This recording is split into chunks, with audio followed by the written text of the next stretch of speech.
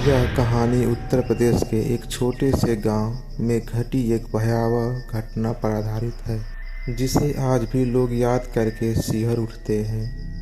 यह घटना 1995 की एक ठंडी रात की है, जब गांव के पास स्थित एक पुरानी हवेली में खून से लथपथ लाशें मिली थी। विजयगढ़ हवेली, जो कभी राजा माधो सिंह की संपत्ति थी, वर्षों से वीरान पड़ी थी।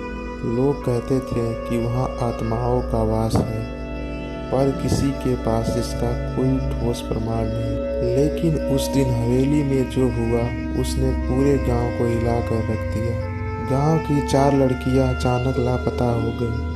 उनकी तलाश कई दिनों तक की गई, लेकिन कोई सुराग नहीं मिला। फिर एक दिन गांव के कुछ लोग विजयवाड़ा हवेली के पास गए, जहां उन्हें हवेली के अंदर से एक अजीब सा बदबूदार धुआं उठता दिखा। जब उन्होंने अंदर जाकर देखा तो उनके पैरों तले जमीन खिसक गई। हवेली के अंदर नजारा ही कुछ खास था। हवेली के तहखानों में चारों लड़कियों की खून से सनी लाशें पड़ी थीं। उनके शरीर पर गहरे घाव थे और ऐसा लग रहा था कि किसी ने उन पर तंत्र मंत्र के लिए भयानक अत्याचार किए थे। उनके आसपास अजीब निशान और कुछ तांत्रिक सामान पड़े थे। जांच पड़ताल के बाद पता चला कि गांव का ही एक आदमी, जो खुद को तांत्रिक कहता था, इस सब के पीछे था। उसने हवेली में काला जादू करने के लिए उन लड़कियों की बलि दी थी। जब पुलिस ने उसे पकड़ने के लिए छापा मारा तो वह हवेली में ही मृत मिला।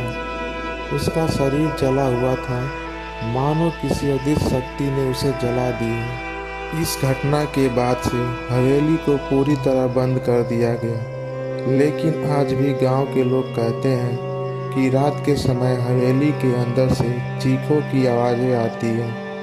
कई लोगों ने वहां पर सफ़ेद साए देखने का दावा भी किया है। गांव में इस घटना की चर्चा आज भी होती है और लोग डर के मारे उस हवेली के पास जाते भी नहीं हैं। क्या यह सिर्फ एक भयावह संयोग था, या फिर वो वाकई में कोई अलौकिक शक्ति इस खेल का हिस्सा थी? इसका रहस्य आज भी बना हुआ है, और इस रहस्य का पर्दा आज तक नहीं क्लियर हुआ कि क्या इस घटना का मुख्य राज था।